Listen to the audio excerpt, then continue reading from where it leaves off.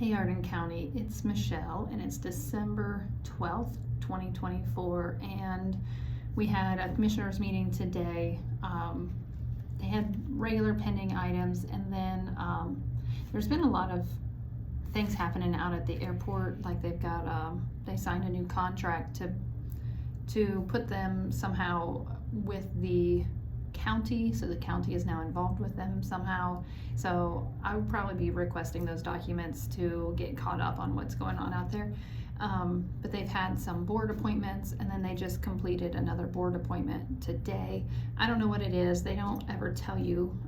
They did say that it was a board appointment resolution. Fred had talked about it on Tuesday. He sent an email to Roger and asked Roger to kind of read it and decide if they could do that appointment today. And so, I mean, they kind of use these backdoor channels to communicate with one another, which isn't really legal, but that's what they're doing. And the only name that I heard was Colt Buckenroth, so I don't know if he's the one who got appointed to the board. I'm not sure. So that was the only thing that was interesting in the pending items. Luke Underwood came in. He talked about Hardin County Solar 1, 2, and 3 are used. So 1 is done, 2 is going online, and 3 is about, is in process. But they use the same roads, and so they were just talking about updating those roads. Now the solar people are paying for that, I believe, to maintain those roads.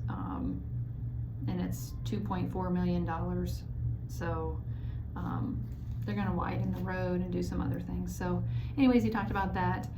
He talked about putting out county maps. So they have like the fold out maps of the county. They do that every 4 years, and they're super nice. They have all kinds of interesting things on there for people to look at, and it's got details of the roads of not only Hardin County, but each of the villages, and so it's a must-have. I think they are $2 up at the engineer's office at the courthouse that you can get those.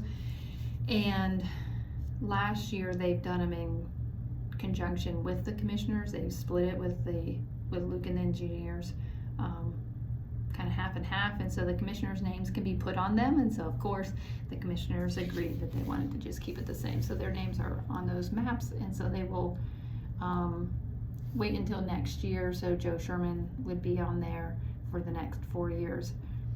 And they just kind of do that kind of in accordance with, like Luke was elected this year, so his next 4 years, and then, if that would ever change, it would go with the next appointed commissioner, or engineer. So they talked about that. Interesting enough, there is a discrepancy, I think, with Marion Township, where, I don't know if there's a little bump out, and our maps were different than Marion, and so we conceded to Marion's line, right, what they had, and then they did some surveying because they sold some land in that area, and lo and behold, our map was correct. And so Luke is continuing to work with them to make sure that that area gets put back in Hardin County's name for tax purposes and such. So kind of interesting. You would think that boundary lines are so old that they would just be a given, but evidently not. Still squabbling over land. An update on the sewer projects. Reed Road is all done. Eldridge Lane is almost done. That's the one that's out at Piper Station, and they are finishing up putting the things in place, and they'll get that all hooked up. The electric has to come out and hook it up, and then they'll tear out the old ones. So I'm not sure when that'll get done. I know they were trying to try to get it done at the end of the year. Now they are doing POs so that if the work goes on past the new year, it can still be paid by the ARPA money, because remember, this is the $750,000 for those 2 sewer plants from ARPA. Luke also said that he needs to renew his sanitation designation for Hardin County, so he's the sanitary I don't know if it's an engineer, sanitary engineer, for the next 4 years, and so he'll have his price that does those smaller units. So we have the 3 small sewer units, and then the landfill and the transfer station, which I hear the landfill is the transfer station is trashy. It's got trash all over, so I need to send Luke an email and just say, hey, I hear it's kind of bad out there, and just inquire why it's it looks, there's like trash all along the roadways and the buildings, and it's kind of a mess. So, and it's not usually like that. I mean, I've always known it to be fairly clean, so I'm not sure what has happened. They talked about the pilot money, and because Luke has to repair the roads for these solar panels, he was asking for 25% of the pilot money from those solar panels to go to him to repair roads. And so of course they were like, sure, you can have that. They did do it last year. So here's something interesting. The East Cottonwood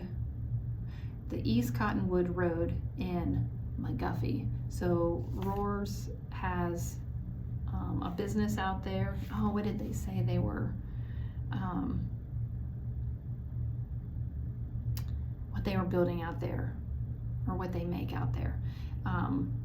But they have this business, and they're creating 30 jobs, right? So we're talking 30 jobs there in McGuffey. The road, as it goes out of McGuffey, so it's not annexed, right? So it's outside of McGuffey. And I don't know if they didn't want to annex, but they're not getting any tax breaks.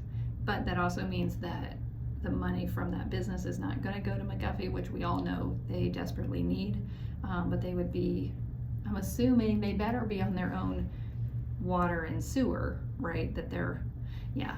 I mean, I wouldn't want to tie into McGuffey's water and sewer because it's really in bad shape. So hopefully they have their own, but they're not annexed into McGuffey. But the road is half and half township and McGuffey. So if you go out a certain way, it's all McGuffey, and then it splits. And basically, Luke is asking, it's $522,000 to, what they want it. So there's a ditch that runs along there, the Cottonwood ditch, and they're having some trouble with the sidewalls. So they want to move the road down away from the ditch and make it wider so that it's a little bit nicer. And then they're going to put in gutters and drainage and make it real nice for that company to have a nice roadway in front of them, right? And so it's $522,000 to do that. They got a $260,000 DOD grant and a $100,000 ODOT grant, so they're short $160,000. So Luke comes in and he's just like, hey, I got these grants. We want to make it nice for this company that came in, and I need $160,000. And I thought, no way, we don't have any ARPA money, we don't have any extra money. But the commissioners were like, yeah, sure, you can have the money. So it's also in the floodplain, so Luke has been working with them because of the new floodplain type stuff and insurance and all that kind of stuff. But I was really surprised. So they said they were going to go back and look, but they think it's a really good project, and of course it's helping this company put on a good face.